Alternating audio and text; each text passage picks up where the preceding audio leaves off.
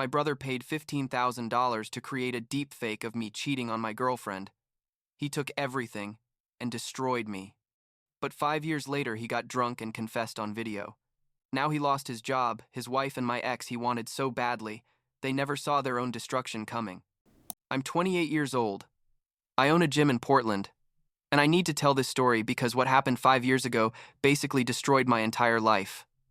Or well, the life I had before, and just a few months ago, I found out the complete truth about what really happened. The thing is that my older brother, Garrett, was always the golden child of the family.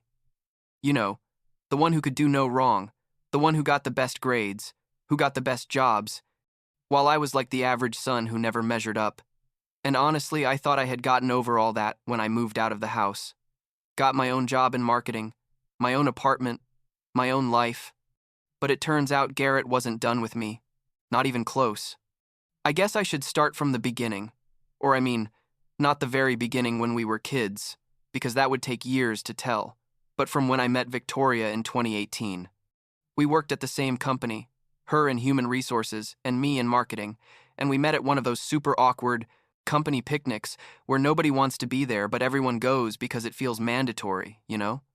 But she was different, like genuinely funny, and wasn't just there pretending to care about corporate volleyball. And we started talking about how we both hated those kinds of events and basically didn't leave each other's side all afternoon. We started dating like a week later, and to be honest, it was the easiest and most natural relationship I'd ever had.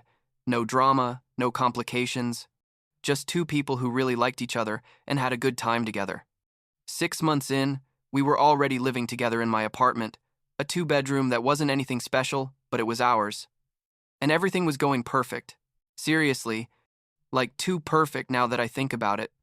My family met her at Christmas that year, and my mom loved her immediately, obviously, because Victoria was everything my parents wanted me to land.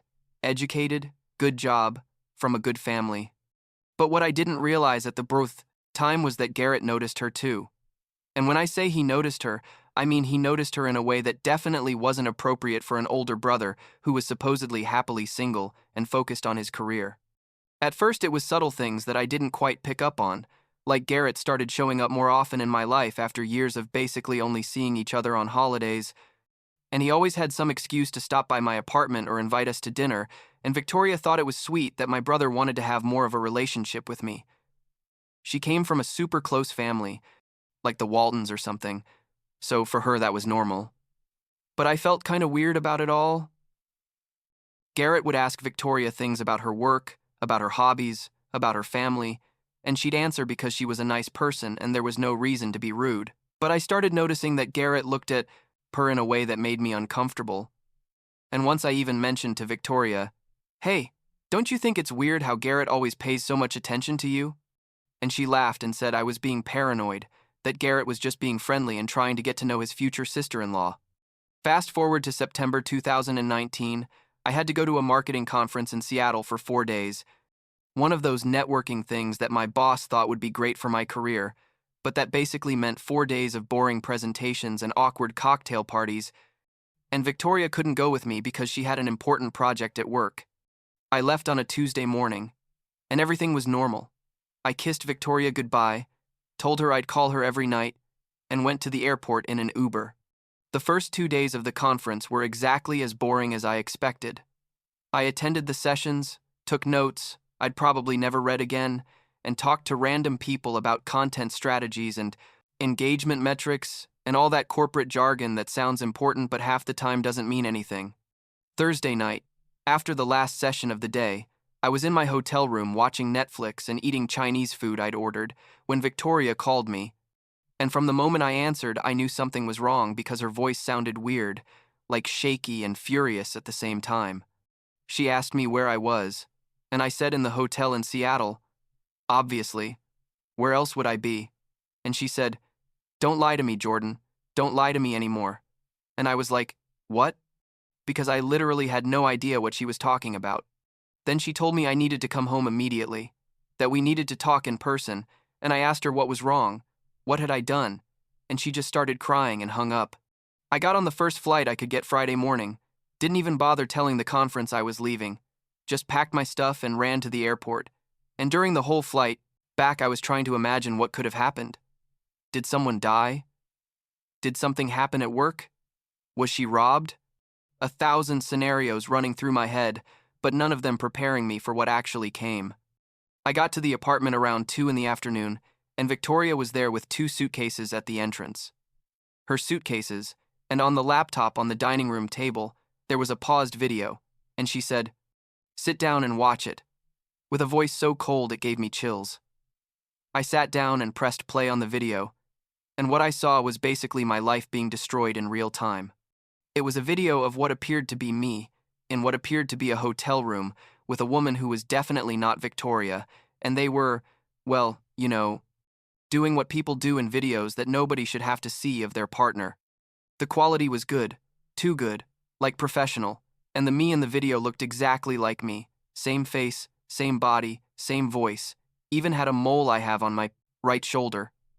And for a second, I literally wondered if there was any possibility that I had done that and somehow blocked it from my memory.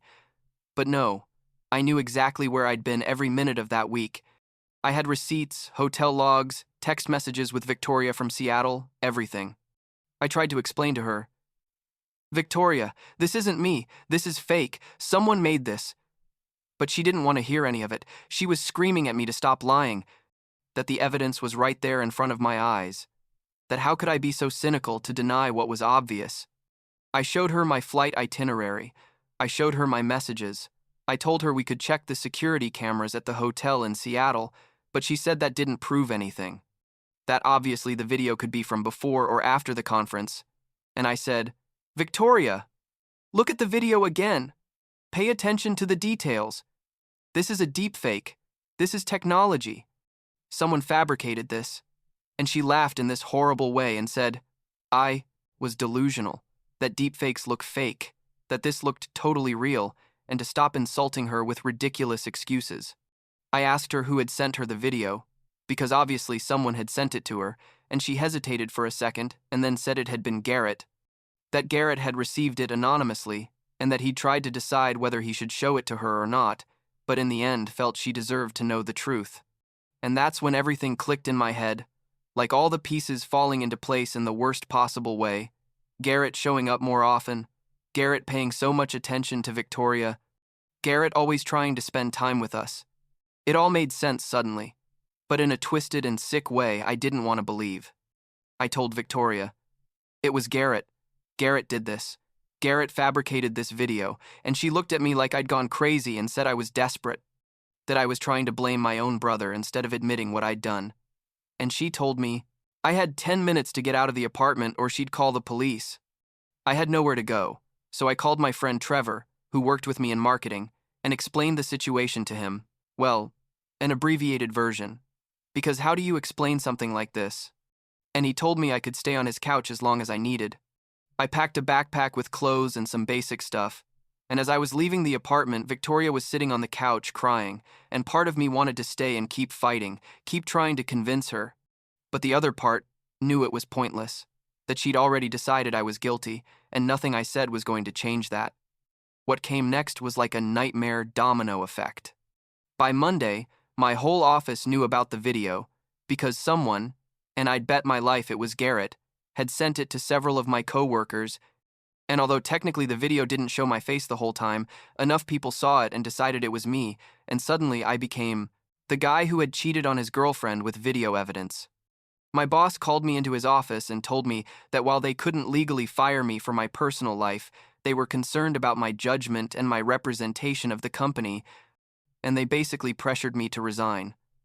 Which I did because the alternative was to keep working in a place where everyone saw me as trash.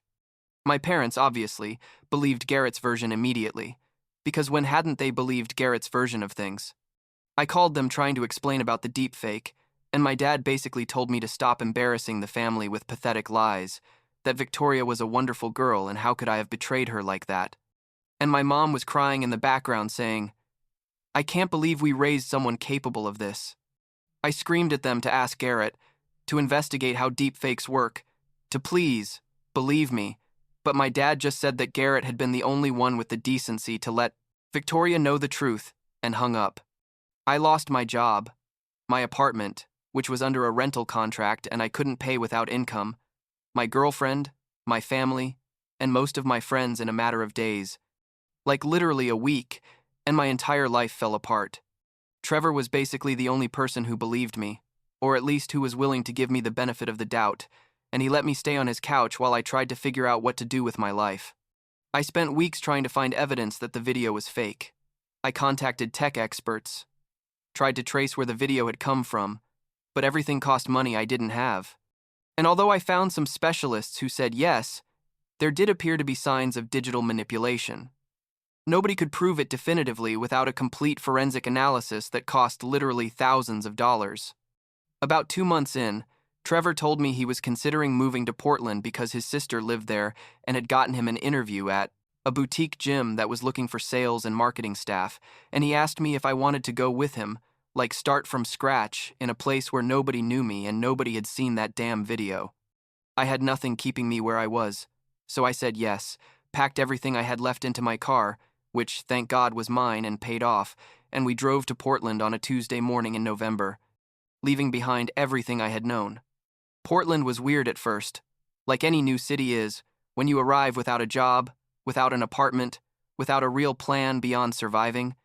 But Trevor and I settled into a small one-bedroom apartment on the east side of the city, and we both got jobs at the gym he'd mentioned, me in the marketing and memberships part, him in sales and personal training. The gym owner, a guy named Marcus, who was like 50-something and had been a Marine or something, I liked immediately. He was one of those no-nonsense men who didn't ask much about your past as long as you did your job well. And for the first time in months, I felt like I could breathe without someone judging me or looking at me with distrust. I spent the next 2 years basically living on autopilot.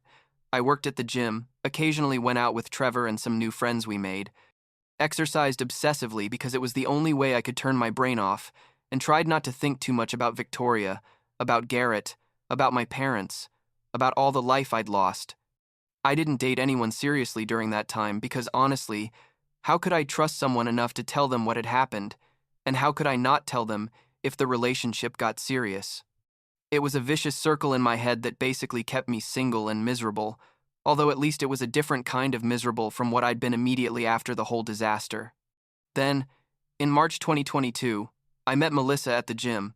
She was a kindergarten teacher and had started coming in the mornings before going to work, and there was something about her that was like refreshing. I don't know how to explain it better. She was genuine and sweet, but also funny in a kind of sarcastic way. And we started talking casually when we'd see each other in the morning, and eventually I asked for her number. We went on our first date to a coffee shop, and from the beginning I told her I'd been through a difficult breakup and had left my previous city for complicated reasons, and she didn't press for details. I just said that we all have pasts, and what mattered was who I was now, and that was like exactly what I needed to hear at that moment. Melissa and I started dating seriously. And about 6 months in, I told her the full version of what had happened with Victoria and Garrett and the video, and I was terrified she wouldn't believe me or would think I was crazy. But she listened without interrupting me, and when I finished talking, all she said was, "That's horrible, and I'm sorry you went through that. And I think your brother is a psychopath." She didn't try to fix it, didn't try to tell me I should try to reconcile with my family. She just believed me, and that meant more to me than she'll probably ever understand. By 2023, Trevor and I had saved enough money and had enough experience in the fitness industry to open our own gym. A small place, but with good equipment, focused on functional training and group classes, and although it was stressful and scary to put all our money into it, it worked, like it really worked, and by the end of that year, we were already seeing consistent profits. I married Melissa in October 2023 inches, a small ceremony with just close friends and her family. Her mom cried through the whole ceremony. It was very sweet. And in April 2024, we had twins, Ben and Sarah. And for the first time since that horrible night in 2019, I felt like I had a real life again. That I'd built something good and solid that nobody could take away from me. And then, about 3 months ago, in July of this year, my old friend Austin, one of the few from my previous life who had kept sporadic contact with me, sent me a text saying, "You have to see this," followed by a link to a video on Instagram. The video was of Garrett, completely drunk at what looked like a bachelor party or something, surrounded by friends and shouting about how he'd paid $15,000 to make a fake video of his brother with a prostitute to steal his girlfriend, and how it had been the best investment of his life because he'd finally gotten the girl he wanted. The guys around him were laughing like it was a joke, but you could see clearly in the video that Garrett was saying it seriously, like drunk honest where people tell the truth they normally hide. Austin told me the video had been recorded at the bachelor party of another mutual friend, and that someone had uploaded it to their stories without thinking much about it, but that someone else had seen it and realized the gravity of what Garrett was, confessing, and had saved it and shared it. By the time I saw it, it had already gone viral in our old social circle, with people sharing and commenting and tagging Victoria and basically exposing Garrett for what he'd done. I watched the video probably 20 times trying to process what I was seeing, and each time I felt this weird mix of vindication and rage and sadness, because yes, I finally had proof that I'd been telling the truth all along, but also that proof wasn't going to give me back the 5 years I'd lost. It wasn't going to undo the pain and humiliation I'd been through.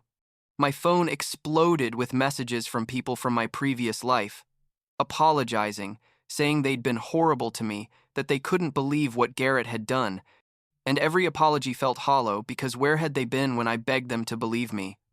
Even my parents called me. My mom crying, saying she was so sorry, that she'd been a terrible mother, that she couldn't believe Garrett was capable of, something like that. And part of me wanted to scream at them to go fuck themselves, but the other part was just tired, like too tired to fight or to hold a grudge. So I just told them I appreciated the apology, but I needed time, and my mom said she understood and that when I was ready, she'd be there. Victoria also contacted me through Facebook because she didn't have my new number and sent me a long message explaining that she'd married Garrett about a year after we broke up, so his plan worked perfectly, I guess, and that they had a 3-year-old son, but that Garrett had stopped working after the video went viral because his company fired him for the bad publicity, and that he'd basically abandoned her and the kid to go live with his parents. She told me she was sorry, that she should have believed me, that she should have investigated more before assuming the worst, and that if there was anything she could do to make it up to me to please let her know. I didn't respond, immediately, because honestly I didn't know what to say. What are you supposed to say to the person who believed you capable of betraying her based on fake evidence fabricated by your own brother? I talked to Melissa about it, and she told me the decision was completely mine, that she'd support me whatever I decided to do. So after like a week, I responded to Victoria, saying that I accepted her apology, that I didn't hold a grudge toward her because she had also been a victim of Garrett, but that I didn't think we had anything more to say to each other, and I hoped she and her son were okay. I also set up a trust fund for the kid, Victoria and Garrett's son, because the kid isn't to blame for having a psychopath father and a mother who was deceived. And although it's weird to think about, that kid is technically my nephew, and he deserves to have some stability in his life. As for Garrett, I haven't had direct contact with him and don't plan to. I heard through mutual friends. Well, ex-mutual friends, who now write to me like nothing happened, that he basically became a social pariah after the video came out, lost his job at the consulting firm where he worked, Victoria left him, and now he's living with my parents without a job and without prospects of getting one soon because the video keeps circulating and anyone who searches his name on Google finds it. Part of me feels a dark satisfaction about that. I'm not going to lie, but another part just feels something like pity, because to be so desperate to have Victoria that you paid $15,000 and destroyed your own brother's life means something is seriously wrong with you. And that's sadder than satisfying when you really think about it. My life now is good, better than it was before. All this honestly, I have a successful business with my best friend. I have an incredible wife who believes me and supports me unconditionally. I have 2 beautiful babies who keep me up at night but also make me smile, even when I'm exhausted. And Melissa is pregnant again. It was a surprise, but a good surprise. Like those twins apparently convinced my sperm it was super fertile or something. We're expanding the gym to open a second location on the west side of Portland. And although it's stressful and there are many nights where I stay up worrying about money and logistics, it's the kind of stress I choose. Not the kind that was imposed on me by someone else's cruelty. Last week, Ben asked me why he didn't have grandparents like the other kids in his preschool class, because Melissa has her parents who are super involved and they see them all the time, but I never talk about my parents or take them to meet them. I told him that Daddy had a family that lived very far away, and that things were complicated, but that he had many people who loved him, and that was what mattered. He thought about it for a moment and then said, "That's okay.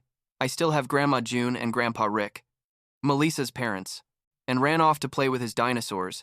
And I sat there thinking about how kids have that ability to accept complicated things with a simplicity that adults lose at some point. I don't know if I'll ever have a relationship with my parents again. Honestly, I'm not sure if I want one, because apologies are fine, but they don't erase the fact that they abandoned me when I needed them most. That they chose to believe Garrett automatically without even considering my version of events. And that hurts. In a way, I'm not sure I can completely forgive. Maybe when the twins are older and start asking more complicated questions, I'll reconsider, or maybe not. But for now, I'm at peace with keeping the distance and focusing on the family I chose and the family I'm creating with Melissa. What Garrett did was horrible, destructive, and changed the course of my life in ways I can never fully recover. But it also led me to Portland, led me to Trevor and the gym, and eventually to Melissa and the twins. And, while I'm not going to thank Garrett for that because that would be absurd, I can acknowledge that the life I have now is genuinely better than the one I had before, more authentic, more solid, built on real relationships with people who know me and choose me anyway. Yesterday, Melissa and I were at the park with the twins, and Sarah was trying to climb the big slide even though she's clearly still too small for it, and Melissa looked at me and said, "Our daughter is so stubborn," and I said, "Wonder where she gets it from," and we laughed. And in that moment, everything felt complete. Like all the shit I'd been through had been worth it to get exactly to where I am now, to this moment of perfect simplicity with my family at a park on a Sunday afternoon. And that's enough for me. More than enough.